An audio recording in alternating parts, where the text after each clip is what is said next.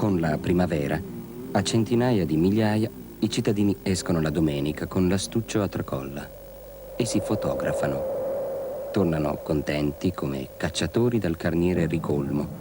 Passano i giorni aspettando con dolce ansia di vedere le foto sviluppate e solo quando hanno le foto sotto gli occhi sembrano prendere tangibile possesso della giornata trascorsa.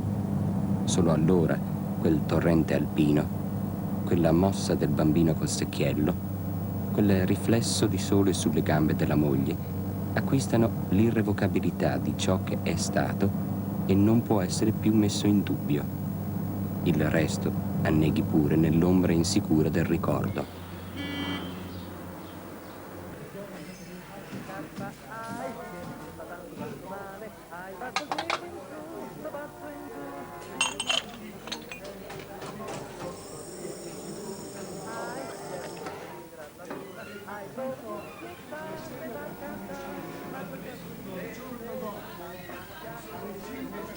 Frequentando amici e colleghi, Antonino Paraggi, non fotografo, avvertiva un crescente isolamento.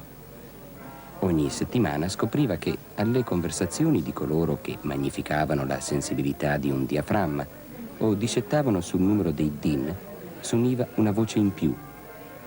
La vera passione di Antonino era quella di commentare con gli amici avvenimenti piccoli e grandi, dipanando il filo delle ragioni generali dai garbugli particolari. Egli era insomma un filosofo e non un fotografo.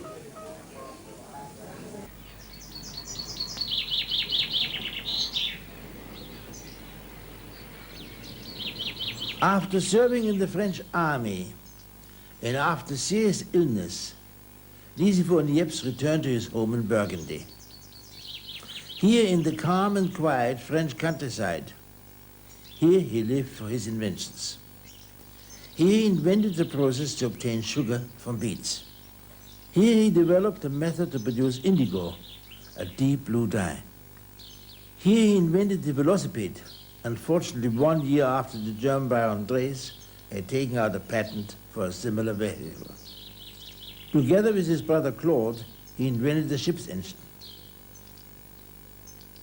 And here he worked out a technique to take pictures from nature without pencil and chalk.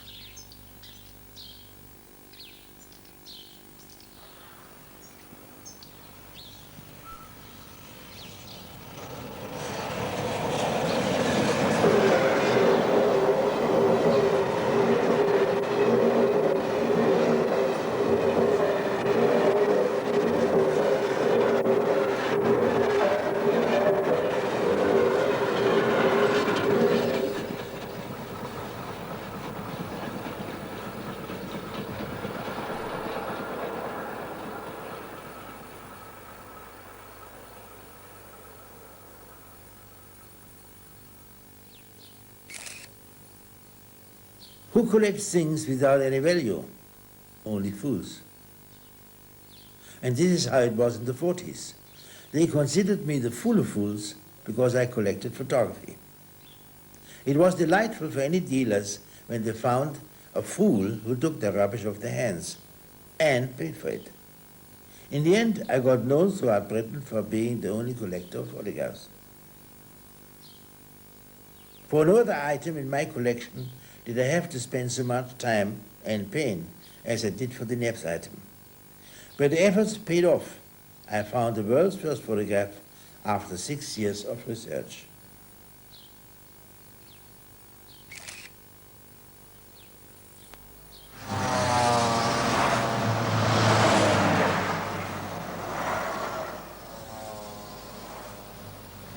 Thanks to the various documents I found in England, and thanks also to the detailed correspondence between Lise von Jeps and his brother Claude, who lived in England, I found eventually the original photograph. A few months later I came here to Saint-Lude-Bahrain to look for the reality according to the image. So the image helped me to find the reality.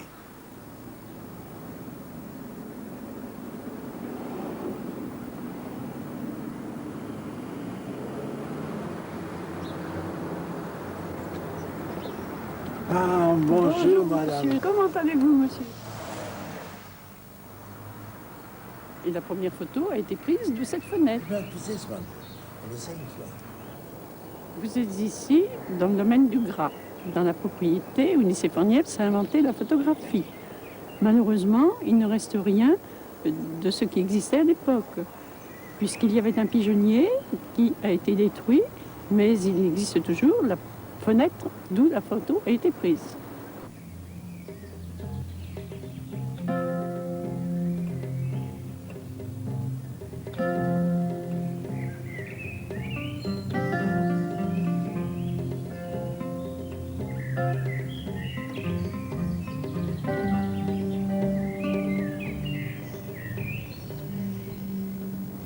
Niepce describes what he saw on the first photograph in a letter to his brother. The pigeon house is reversed. Far in the background you can see the pear tree. And this black smudge above the chimney is sunlight in the trees. The shadow on the right is the bakehouse roof. Finally, my dear friend, these small white spots above the roof of the barn are fruit tree branches which one can hardly see and which are reproduced on the retina.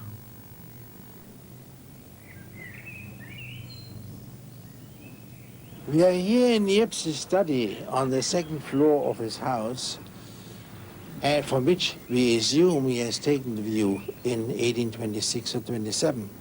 And if you compare this view with the reality today, we must say, unfortunately, there's nothing left at all to give an indication of it, except perhaps the corner of his house, the tower of his house. Yet at the same time, the perspective makes it clear that it is only from here that he can have taken the view, because he is looking down on the roof of the barn.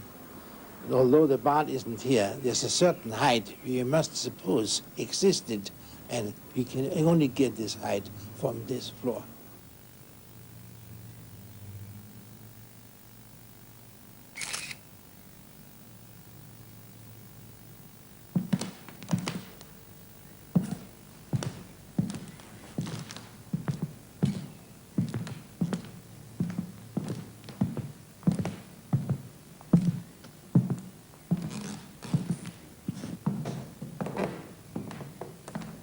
Cette idée de ce qui s'appellera la photographie, d'où vient-elle?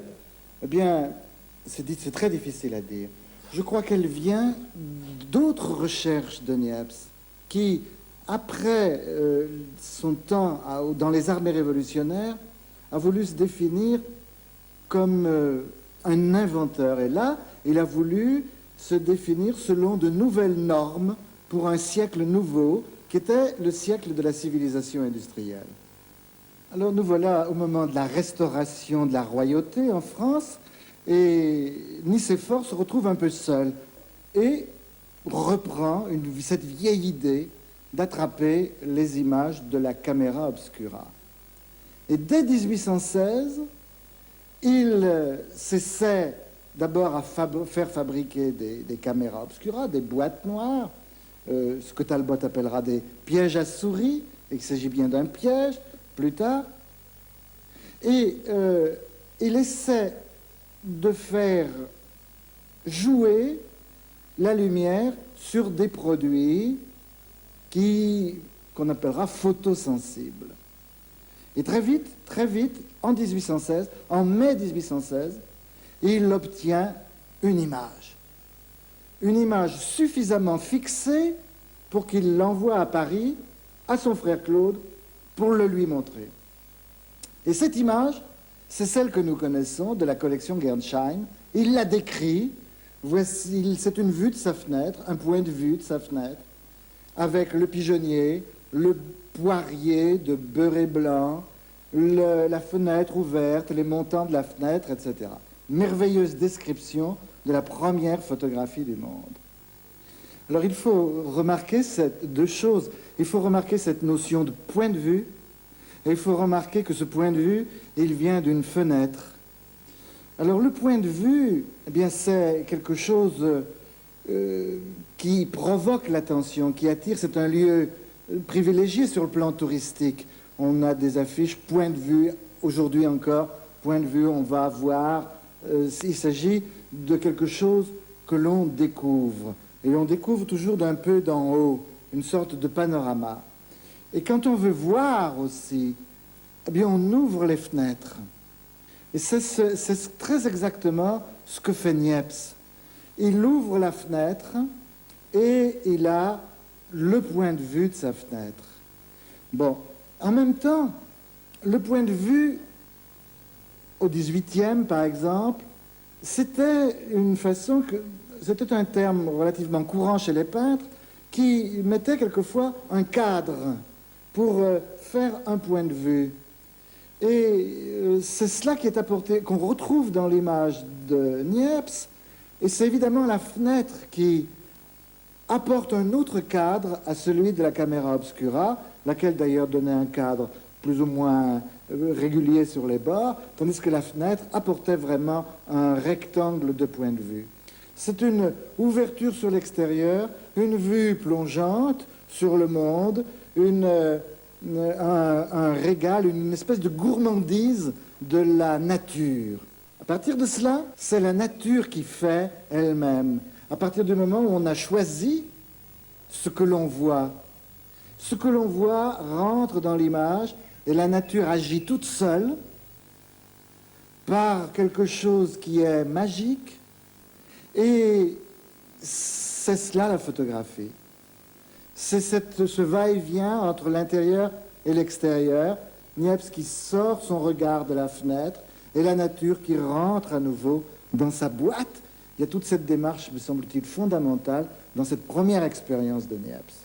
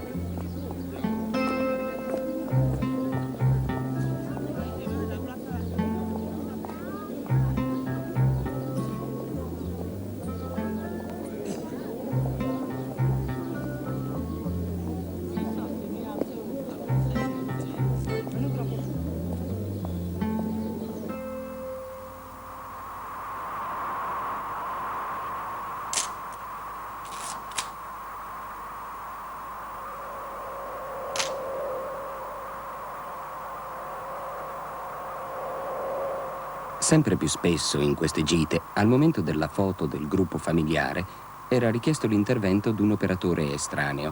In questi casi Antonino non poteva rifiutare i suoi servigi. La sua intenzione era di concedere il dito come docile strumento della volontà collettiva, ma intanto di servirsi della momentanea posizione di privilegio per ammonire fotografi e fotografati sul significato dei loro atti. Appena il polpastrello raggiunse la voluta condizione di distacco dal resto della sua persona, egli fu libero di comunicare le sue teorie in argomentate allocuzioni. Perché una volta che avete cominciato, predicava, non c'è nessuna ragione che vi fermiate. Il passo tra la realtà che viene fotografata in quanto ci appare bella e la realtà che ci appare bella perché in quanto è stata fotografata è brevissimo. Basta che cominciate a dire di qualcosa. Ah, che bello, bisognerebbe proprio fotografarlo. E già siete sul terreno di chi pensa che tutto ciò che non è fotografato è perduto, che è come se non fosse esistito.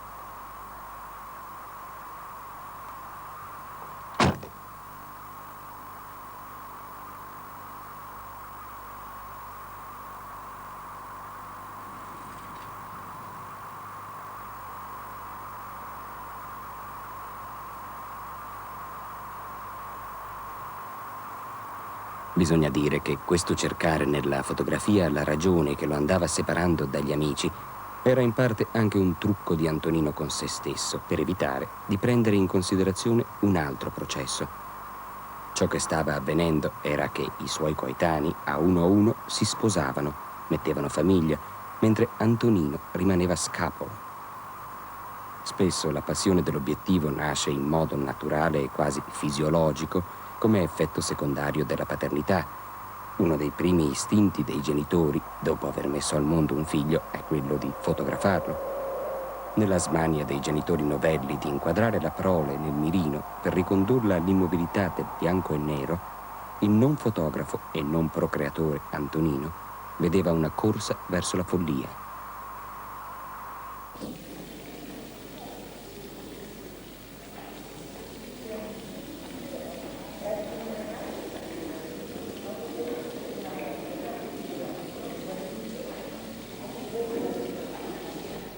In the autumn of 1827, Nicephore and his wife traveled to England. In his luggage, the photograph of the courtyard of his house. The destination of the journey was Kew, where the famous botanical gardens are. Claude, his brother, lived in Kew and was seriously ill. Niepce came to England partly to visit Claude, his brother, and also in the hope of interesting the Royal Society in the great invention of heliography.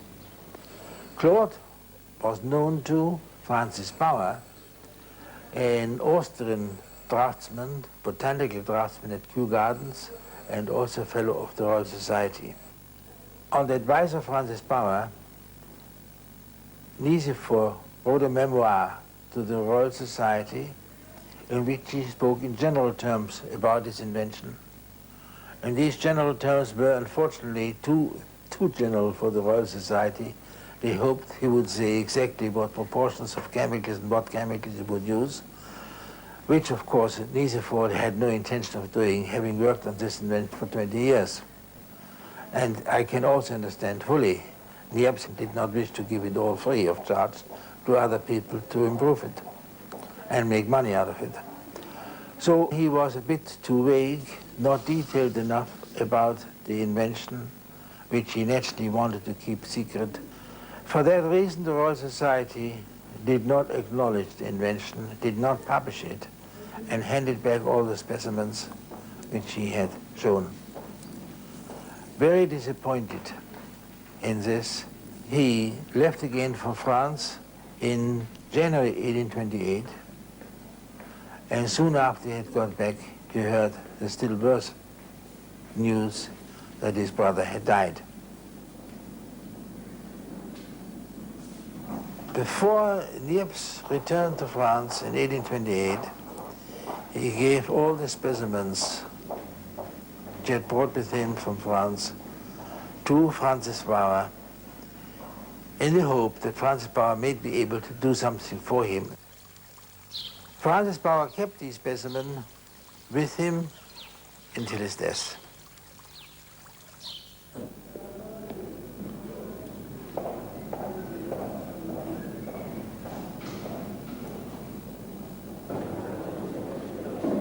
What happened to the picture after Bauer's death? What then happened? I'm off here 8,000, start me at 500, 9,000, 500, 10,000, 11,000, 12,000, 13,000, 13,000, 14,000, 15,000 Vietnam. At 15,000, all done, 15,000, 16,000, leave it standing, 16,000, all done, 16,000, the new bit done, 16,000, leave it, 16,000 pounds. I came across a notice of an auction of Christie's in which they mentioned the estate of Francis Bauer would be sold in November 1841.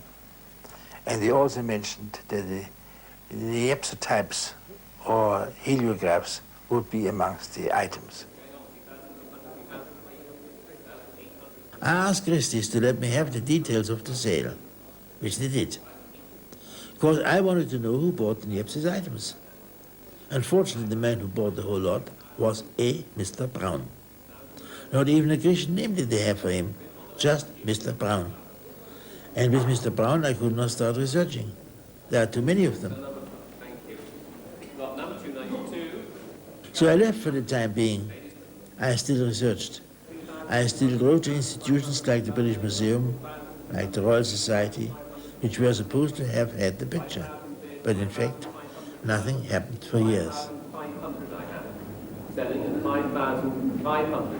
5,500.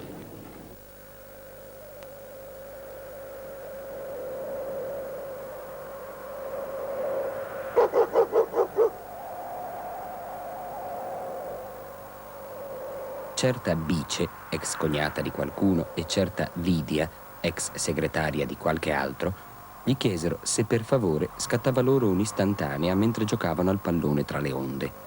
Accondiscese, ma siccome intanto aveva elaborato una teoria contro le istantanee, si premurò di comunicarla alle due amiche.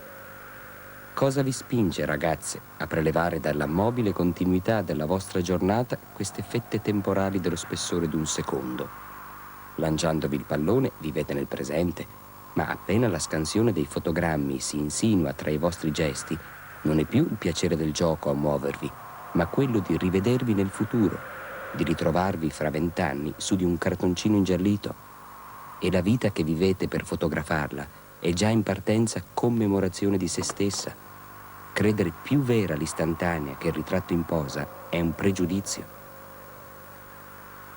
Così dicendo, Antonino saltellava in mare attorno alle due amiche. In una zuffa per il pallone, Bice fu colta col sedere in primo piano volante sulle onde. Antonino, per non perdere questo scorcio, s'era buttato riverso nell'acqua, tenendo sollevata la macchina, e manco poco annegasse.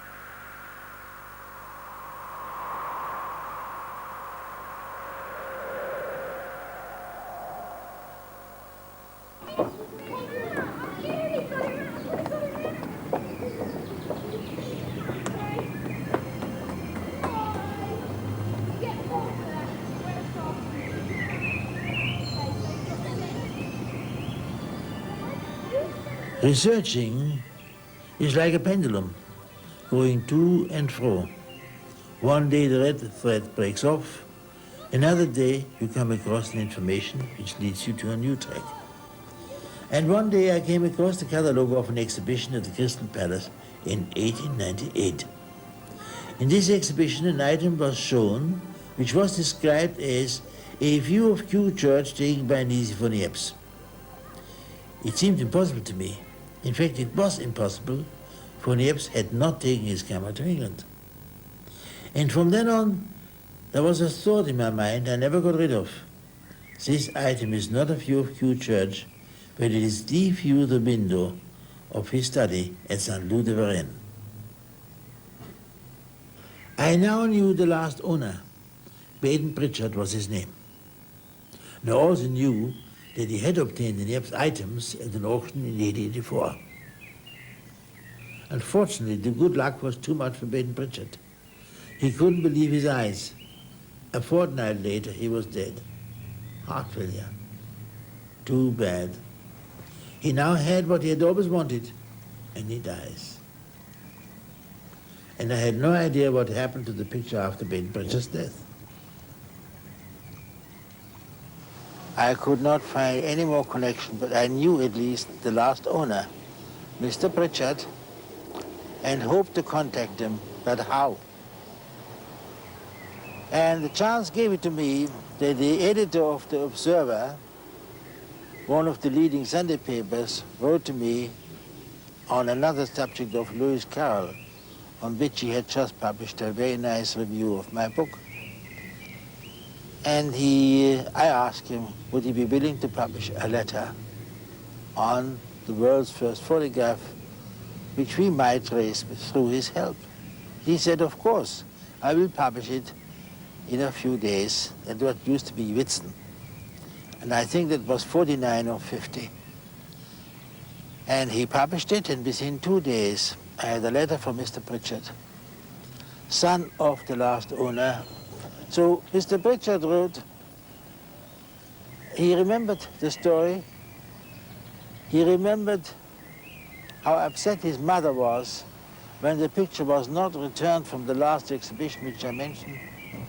And he was afraid he had no further news to tell me except And as far as he knew, the picture did no longer exist. He certainly didn't have it. So what's the good of searching? And I gave up.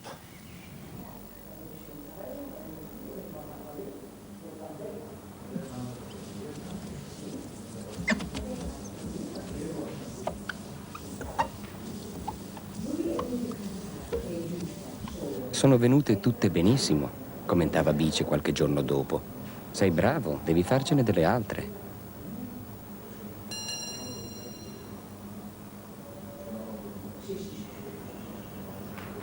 Antonino era giunto alla conclusione che la sua polemica antifotografica poteva essere condotta solo dall'interno della scatola nera, contrapponendo fotografia a fotografia. La fece sedere in una grande poltrona e infilò la testa sotto il drappo nero. L'immagine spettrale, un po' lattiginosa, era separata da ogni contingenza nello spazio e nel tempo. Ad Antonino parve di vedere Bice per la prima volta. Ecco, così. No, la testa più in là. Alza gli occhi. No, abbassa. Antonino stava rincorrendo dentro quella scatola qualcosa di Bice che improvvisamente gli pareva preziosissimo, assoluto. C'erano molte fotografie di Bice possibili e molte Bice impossibili a fotografare, ma quello che lui cercava era la fotografia unica che contenesse le une e le altre. Quello era il ritratto fuori dal tempo e dallo spazio che ora lui voleva. Non sapeva bene come si faceva, ma era deciso a riuscirci. Piazzò il riflettore addosso a Bice, avvicinò la macchina, armeggiò sotto il drappo, guardò. Bice era nuda.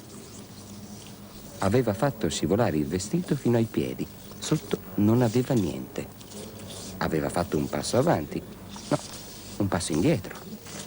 Stava dritta, tranquilla, guardando davanti a sé come se fosse sola. Bice era davanti a lui, nuda, come aspettando.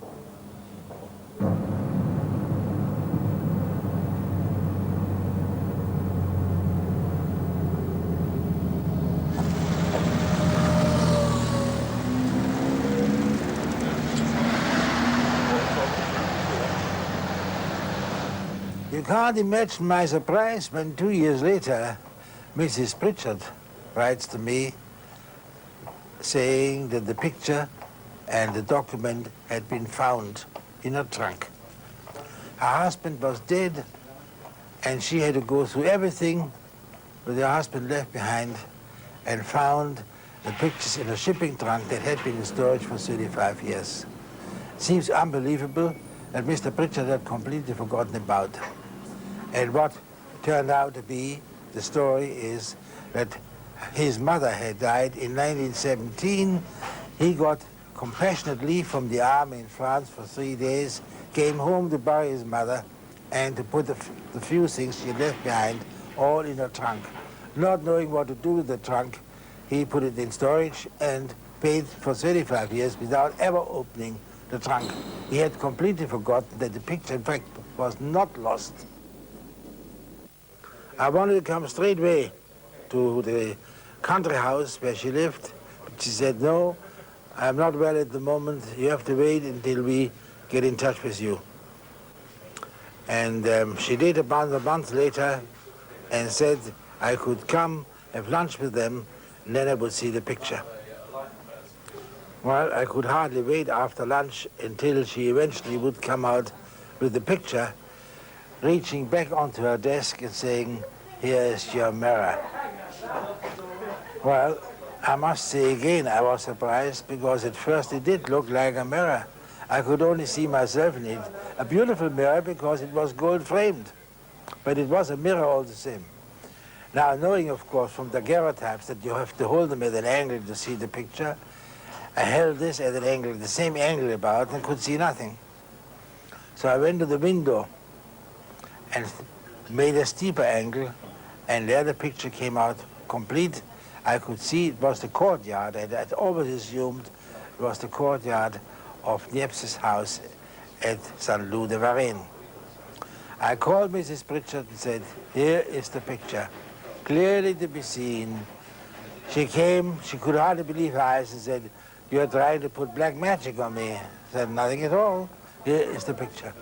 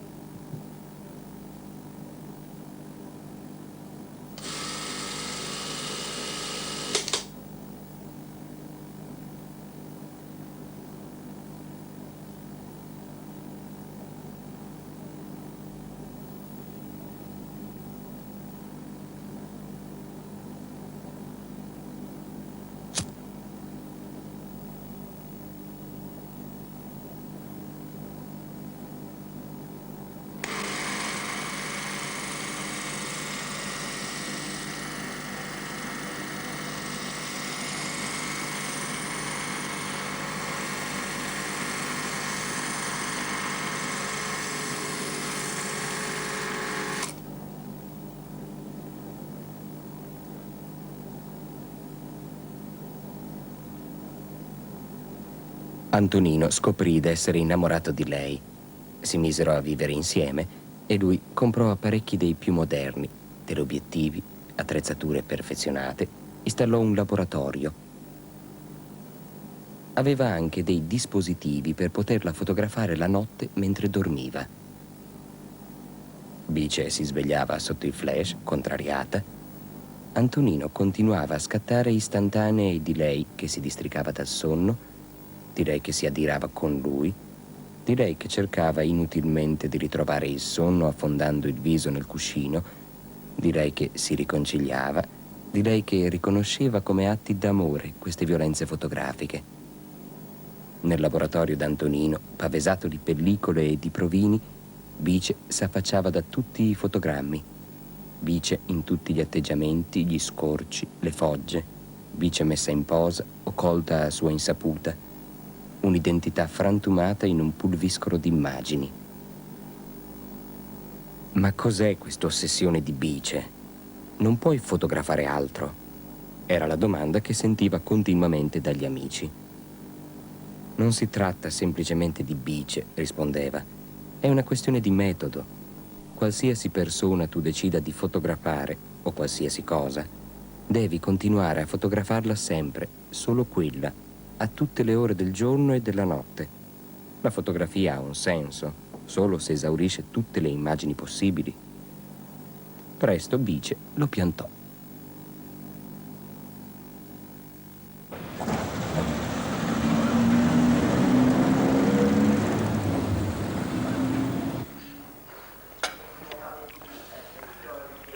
You know, when I had found the photograph of Niepce after 6 years, at first I thought the battle was won, particularly since it was mine too. But I realized the battle was only half won, because unless I had a reproduction, I couldn't publish it. Unless I could publish it, people wouldn't believe me. So I started again from the beginning. This was essential, to get a reproduction. I couldn't do it, I knew, and I tried. And I said, Scotland Yard can do anything. They can get blood spots out of shirts that have been washed 100 times. They can find hair where you wouldn't expect it, and all sorts of things where you wouldn't expect them. They can do it. Unfortunately, I had not reckoned with that. They said, you know, this is not a criminal case. Unfortunately, we can't take that picture for you. So, after Scotland Yard, I thought, who next? And it occurred to me there was such a thing as a Kodak Research Institute. Perhaps they could also take photographs. I mean, this wasn't really research. This was really taking a picture. But I said, if Kodak can't do it, you know, they might pick up the world's first photograph, and Kodak couldn't reproduce it. That's too bad. And Kodak reproduced it. It took them 3 weeks. One man, 3 weeks on the job to reproduce it. And they got a reproduction.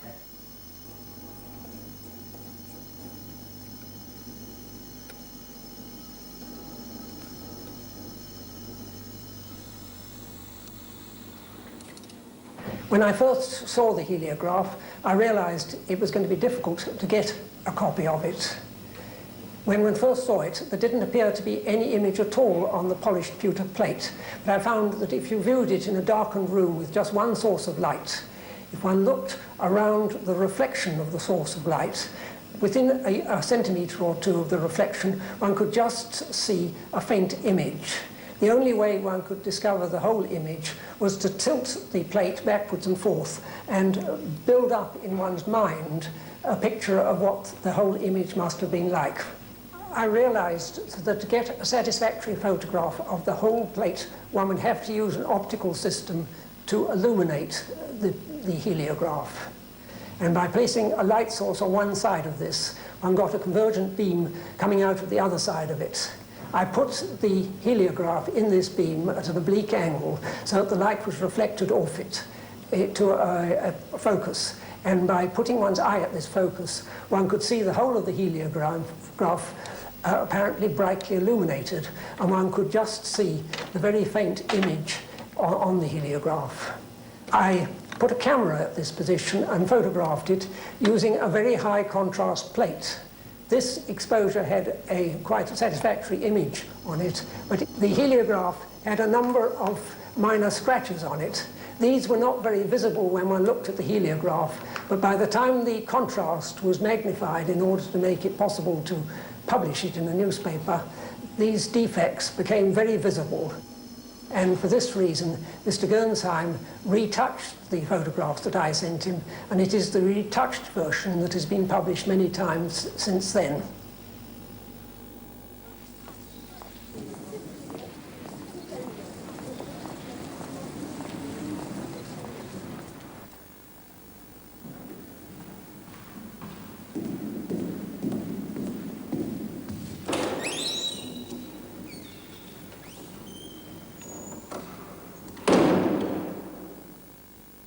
Oui, cette première de toutes les photographies, lorsque nous la regardons aujourd'hui, nous donne l'impression d'une image abstraite.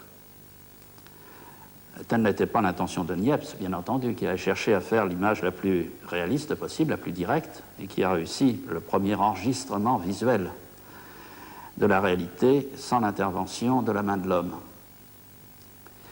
Mais ce que je trouve tout à fait passionnant, c'est que cette première réussite de l'image réaliste est en même temps une relativisation de l'image réaliste, qui ne peut jamais l'être tout à fait et qui est toujours soumise à des conditions techniques qui font que ce n'est pas la réalité même qui est là, c'est toujours une certaine interprétation de la réalité.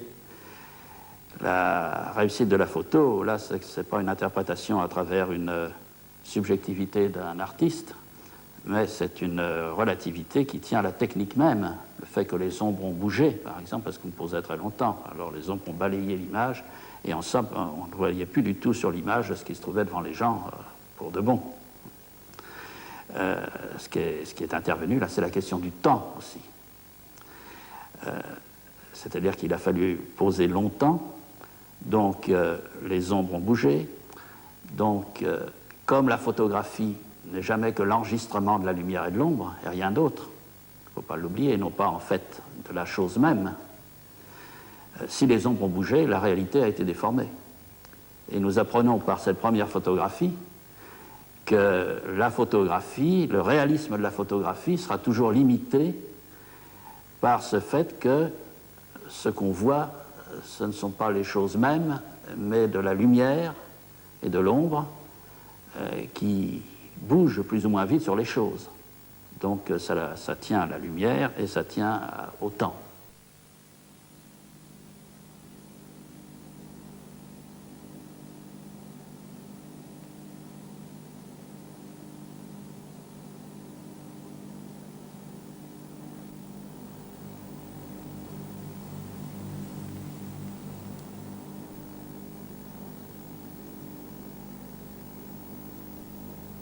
Antonino cadde in una crisi depressiva.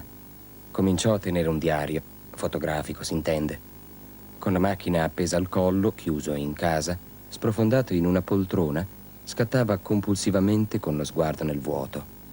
Fotografava l'assenza di bice. Vi si vedevano portaceneri pieni di mozziconi, un letto sfatto, una macchia d'umidità sul muro. Su ogni soggetto passava giornate, esaurendo rotoli interi, a intervalli di ore, in modo da seguire i mutamenti della luce e delle ombre. Un giorno si fissò su un angolo della stanza completamente vuoto, con un tubo di termosifone e nient'altro. Ebbe la tentazione di continuare a fotografare quel punto e solo quello fino alla fine dei suoi giorni.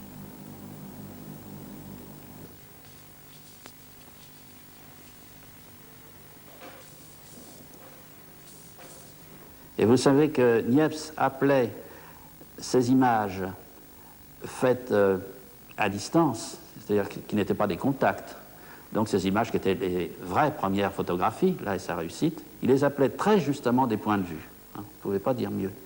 C'est-à-dire qu'il était tout à fait conscient qu'il avait pris la réalité d'un certain point de vue. C'était ça vraiment la réussite. Mais il ne pouvait pas échapper évidemment à ce point de vue. On est toujours d'un certain point de vue. Et dans cette image, il y a pour la première fois cette impression merveilleuse et si poétique que nous avons, impression à laquelle nous sommes habitués, mais qui, je crois, crée toujours une certaine impression une certaine sensation, d'émerveillement, notamment quand on projette des diapositives dans le noir, vous savez, c'est de se dire, oui, là-bas, dans ce pays-là, comme il fait jour, n'est-ce pas ? Nous sommes dans l'ombre, nous sommes dans la maison, nous sommes enfermés, mais là-bas, il y a la lumière, mais là-bas, on ne peut pas y aller, bien sûr, on est séparés, on sait, on est renseigné, mais en même temps, ce n'est pas vrai.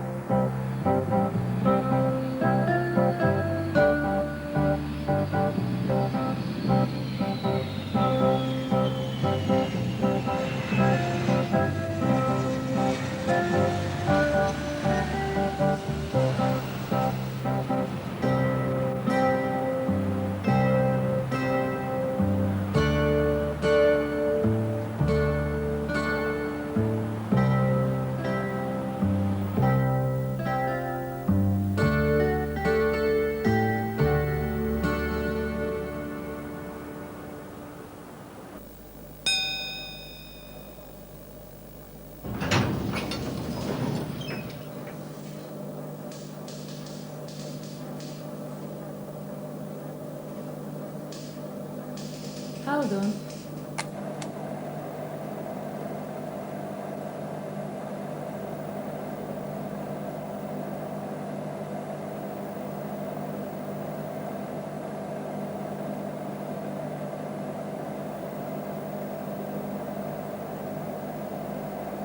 My whole collection of early photography was moved from London to Austin, Texas in 1964.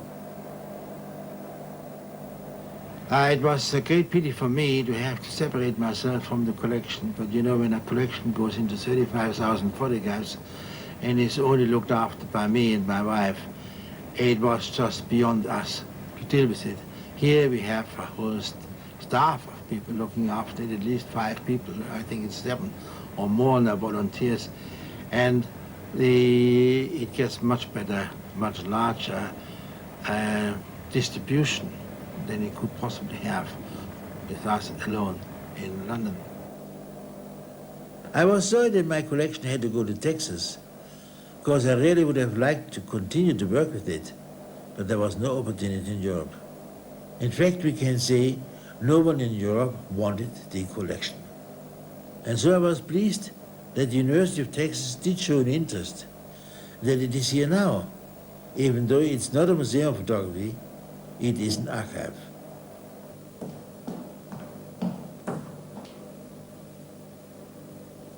The star item in this collection is, of course, the world's first photograph, which was taken onto a pewter plate, covered with asphalt, a light-sensitive material, but a slow one.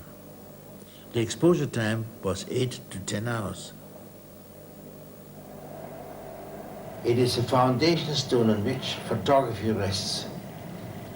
The next process, the daguerreotype, is based on this photograph, which is called a heliograph, made by Nicephore Niepce. And the entire work, which continues from there, is all based on this picture.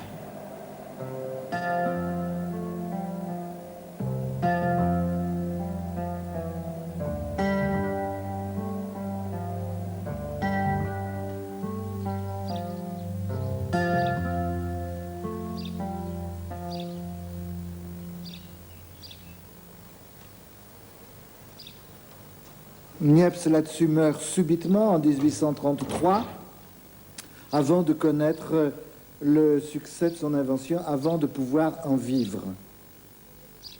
Ce qui me frappe pour l'inventeur de la photographie, c'est que il était sans doute presque aveugle, en exagérant un peu.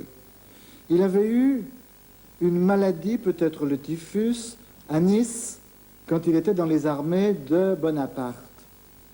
Et cette maladie lui avait laissé des troubles oculaires très forts. Là aussi, j'ai cru que c'était des enjolivures romantiques. Eh bien non, on a retrouvé le certificat de réforme de l'armée d'Italie où il est dit qu'il a la vue naturellement si basse qu'il ne peut voir les objets les moins éloignés.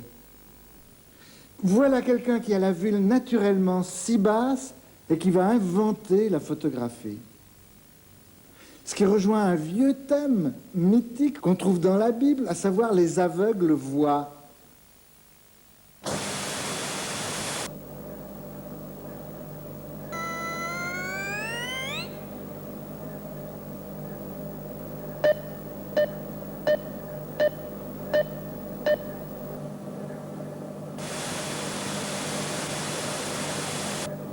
L'appartamento era lasciato nell'abbandono. Foglie e vecchi giornali giacevano spiegazzati al suolo e lui li fotografava. Le foto sui giornali venivano fotografate anch'esse.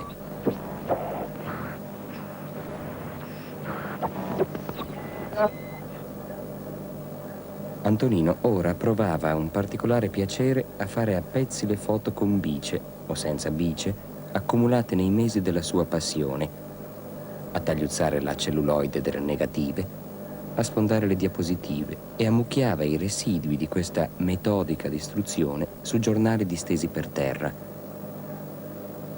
Forse la vera fotografia totale, pensò, è un mucchio di frammenti di immagini private sullo sfondo sgualcito delle stragi e delle incoronazioni. Piegò i lembi dei giornali in un enorme involto per buttarlo nella spazzatura, ma prima volle fotografarlo. Accese un riflettore. Voleva che si potessero riconoscere le immagini mezzo appallottolate e stracciate e nello stesso tempo si sentisse la loro irrealtà d'ombre di inchiostro casuali e nello stesso tempo ancora la concretezza d'oggetti carichi di significato. Allora Antonino avrebbe potuto smettere di fotografare.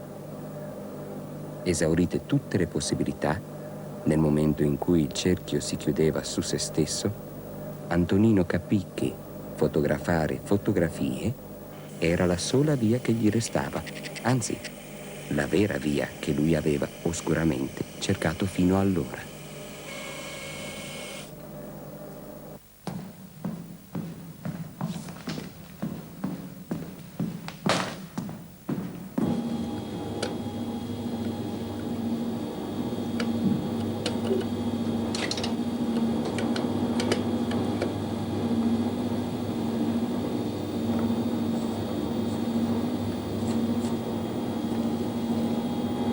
Increasing the magnification up to 10,000 times, we now start to see the detail in the surface of the plate.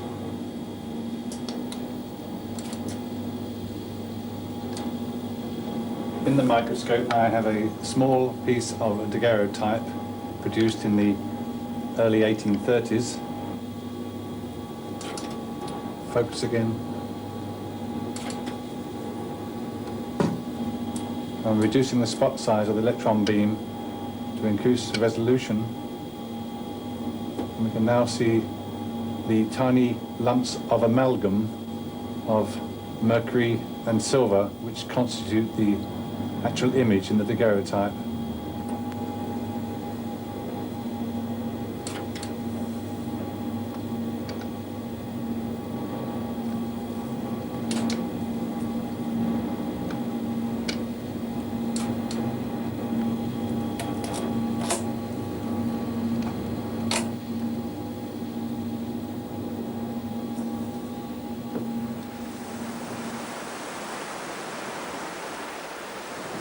As a young lieutenant in the French army, Niepce spent some time in Sardinia. The man had to stay on board for weeks, all around the quiet sea and far away the horizon. That was the first time Niepce had thought of photography.